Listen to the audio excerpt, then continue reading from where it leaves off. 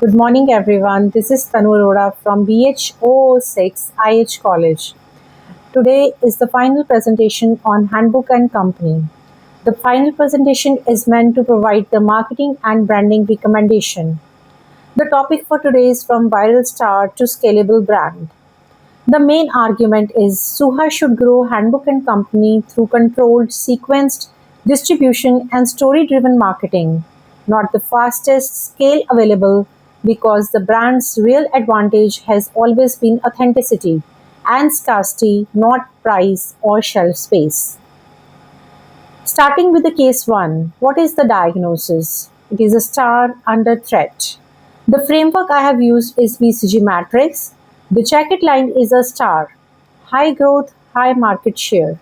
Every jacket sold out within 48 hours after K-pop stylist wore one on a live stream. It got explosive and created sudden demand. Growth is reinforced by influencer partnerships, social media, and word of mouth, the hallmark of a high growth market. But the position is very fragile. Heritage Edit, a fast fashion competitor, copies the design at half the price with far greater distribution, risking a slide toward question mark. Starting with the micro environment, this is definitely the supplier constraint. Handbook and Company's small handmade supplier cannot scale output to meet sudden demand, producing long customer wait times. Now discussing the macro environment, this is socio-cultural climate. Public debate over cultural appreciation versus appropriation is actively shaping how consumers judge the brand and whether they choose it over cheaper copies. 1 year later, what happened? The same fragility, bigger stakes. This is case 2. Departmental store, a 60 store chain wants to stock the brand at scale. Wholesaler, a merchant wholesaler offers reach into dozens of independent boutiques. New product, Suha is developing a handbook inspired accessories line. Framework that is used in case 2. There are two buying center roles, sustainability officer, who is acting as gatekeeper or influencer, and second is the finance manager as influencer or decider. The business buying process is currently under evaluation. They are evaluating suppliers, distribution intensity, selective fits first. They are looking merchant wholesaler versus agent scenario.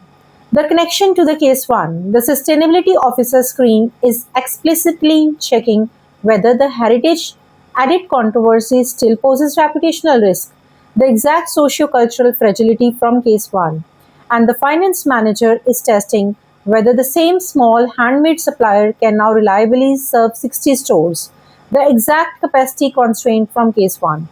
Growth did not remove the star's fragility, it raised the stakes on it. The recommended solution is we should sequence the channels, do not rush them.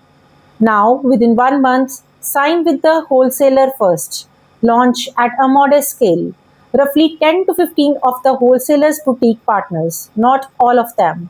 This keeps Handbook and Company at a selective distribution level that protects brand image while still meaningfully expanding reach beyond what Suha's small team could contact alone. Secondly, in parallel, slower track. Keep the departmental store deal negotiating. Let the sustainability officer and the finance manager complete full vetting before signing. Rushing a 60 store intensive rollout risk a stalled or damaged deal and gives time to fix the supplier's capacity and the accessories line's authenticity concerns first. Why it fit both the cases? It protects the jackets line star's position in case 1 by investing in brand equity instead of a price war. And it respects the selective distribution intensity the brand needs right now, in case 2 without walking away from the real growth.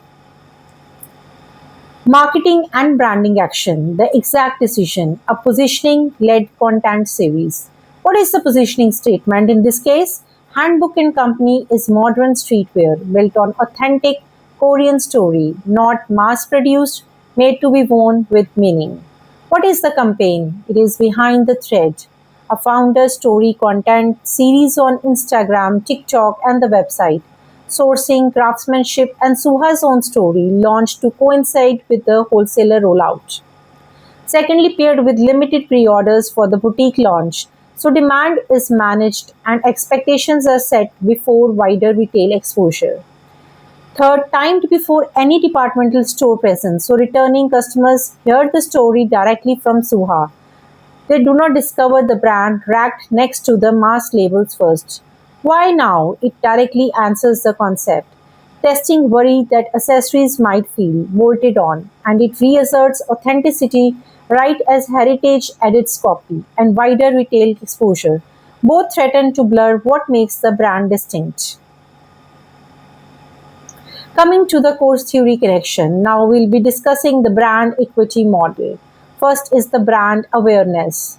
What is brand awareness in this case? It is the behind the thread. It keeps the founder story visible across channels so the brand stays top of mind even as retail exposure grows. Perceived quality. Pre-orders protect delivery timing and quality control. So scaling distribution does not damage what customers already believe about the product. Brand associations. The positioning statement fixes the brand to authenticity and craftsmanship. Associations heritage edits copy literally cannot replicate. Brand loyalty. Selective boutique first rollout keeps early followers feeling recognized rather than diluted, sustaining the emotional connection that drives repeat purchase. What are the risks and follow up in this case? What could go wrong? And the next move. The risk in this case is scaling into the department store too soon. If Suha signs the 60 store deal before the supplier can reliably meet volume, two things happens at once. Stockouts and quality slippage damage the retailer relationship, and seeing the brand track next to the mass labels make it feel like generic inventory rather than Suha's brand. Exactly the trust I said I would lose as a customer. Both erode the brand equity, the whole strategy depends upon. What is the follow up action? It is definitely a 90-day brand and capacity audit. After the boutique launch, survey boutique customers and existing followers on how authentic the accessory line feels and check the supplier's actual fulfillment performance against the wholesale volume. Use both to decide whether and when to finalize department store terms instead of committing on a fixed calendar. The final takeaway in this case is growth should be sequenced by how much control a channel costs you, not by how much reach it offers or how fast a competitor forces your hand. Authenticity is a compounding asset. It's what let Hanbok and Company survive being copied at half price. And protecting it deliberately is what will let the brand survive being scaled.